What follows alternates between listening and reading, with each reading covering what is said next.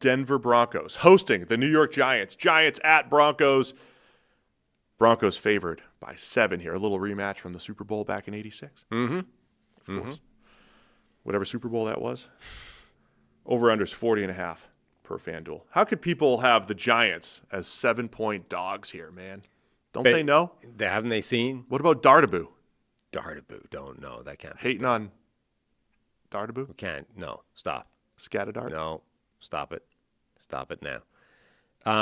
That won't catch on? I hope not. God, I hope not. Did you see, real quick, Bert Breer was showing this like Monday night Giants game. Like he retweeted this Monday night Giants game from '91. And Jeff Hostetler's the quarterback. And the interview, he's got his shirt off in like the interview room. It's not like in the locker room. It's like the Right. dark interview room that they used to have on Monday night. He's like, why are all the Giants players shirtless in their interviews? And when I first saw the quote tweet, I was like, oh, what? He's talking about Dart and Scatterbo. Like this just happened last week. Right. It's like that's just what the Giants do apparently. Yeah. 30 years later.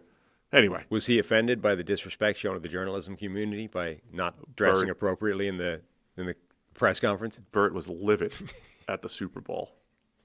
Livid at the Super Bowl that the media workroom Was in a parking lot. Yeah. was a parking lot with a thin carpet thrown down on the floor.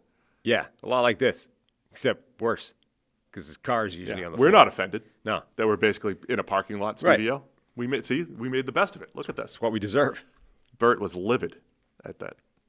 Anyway. So Jackson Dart coming off a genuinely spectacular game against Philadelphia. I wonder what that's going to look like against Denver's defense. I mean, he still is down quite a lot of receivers. You know, we talked about Denver's defense being a unique combination of nightmare for a guy like Justin Fields. They can cover on the back end. They can chase you down and get pressure up front.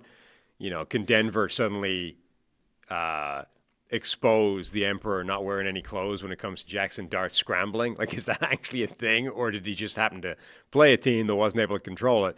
Does Denver just swarm all over him and bury him? Denver does have, they just have that feel about them because, like, when they blitz, they get there. When they disguise the blitz, they still get there with their 4. You just feel, their pressure just watching through the TV or through the film. You just feel the heat that they bring, the number 1 pressure rate by a mile. Yeah. And it's coming from all angles, and it's coming with speed. It's coming from the interior. And every now and again, they're going to send the house. I think that's an underrated aspect of this Broncos rush. Is not only is it really good and they get, but all those guys are fast.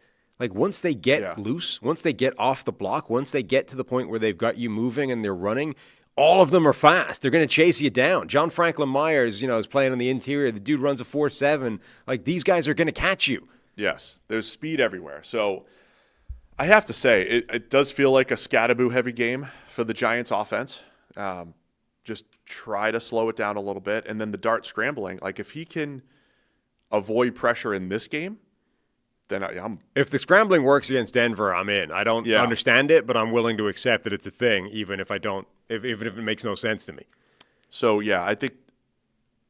Look, the Eagles were a challenge for Dart, and he answered that. They didn't have Jalen Carter. They're not rushing the passer in the same way that they have in the past.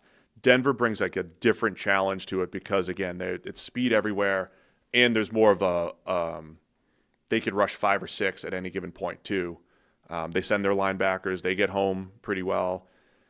It's going to be a challenge for the Giants' offense. It's just the next one for Dart. And look, if he continues to elevate this offense with missing a Malik Neighbors and not having the best on-paper playmakers, like there's really something there for Dart, and he's coming off his best game throwing the ball. Hey, guys, real quick, only 40% of our viewers are actually subscribed, so let's change that. Hit that subscribe button, and now let's get back to the action.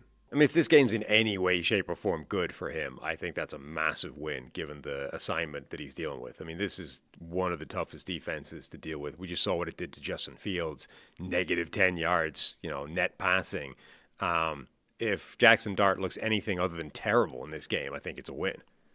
Broncos on the other side coming off of a rough offensive performance against the Jets. Bo Nix, I think, has been a little hit or miss this year, right? He started slow. I think he came out of it just a little hit or miss in this offense, but they have the pieces This is a good matchup, though. Again, every week, let's look Giants' defensive line and what they can do and wreaking havoc from their all the different angles that they could bring pressure as well. Over-under is just 40.5 in this one, so Vegas expecting a low-scoring game. Yeah, I mean, I think the Giants need to try and run the ball all the time with Scatterboo, with Tyrone Tracy, with Jackson Dart as well. Like, just keep it away from the pass game and that Denver pass rush and coverage. That's the way to try and keep this game close.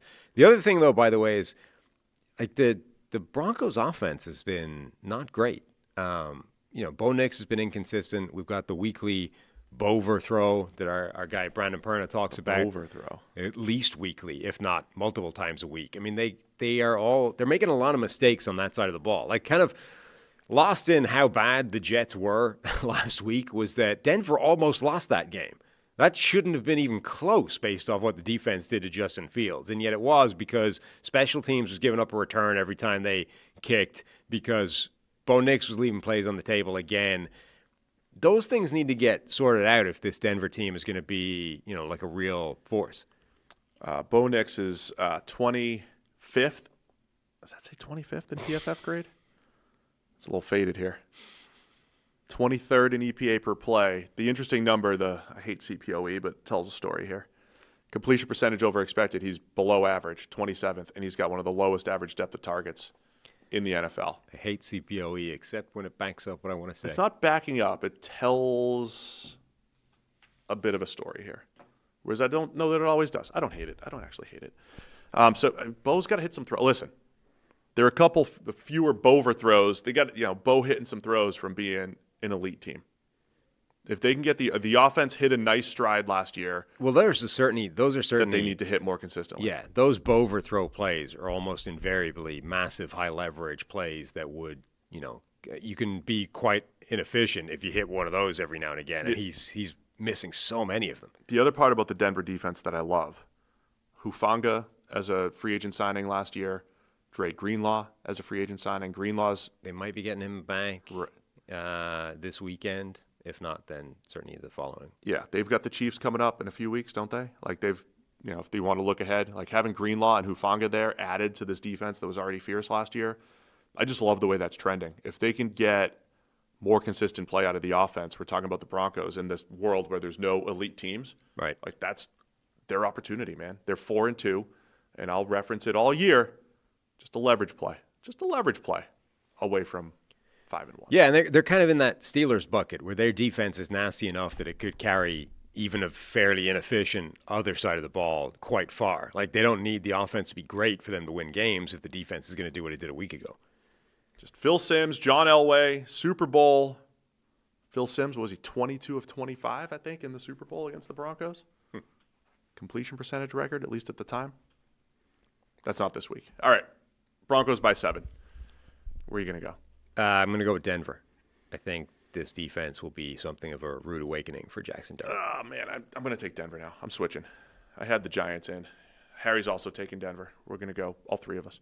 Thanks for watching all the way to the end of the video. Check the Mic is live every Monday, Wednesday, and Thursday, so be sure to hit the subscribe button so you don't miss a thing. And the all-knowing algorithm is convinced you'll also like these videos, and who are we to argue?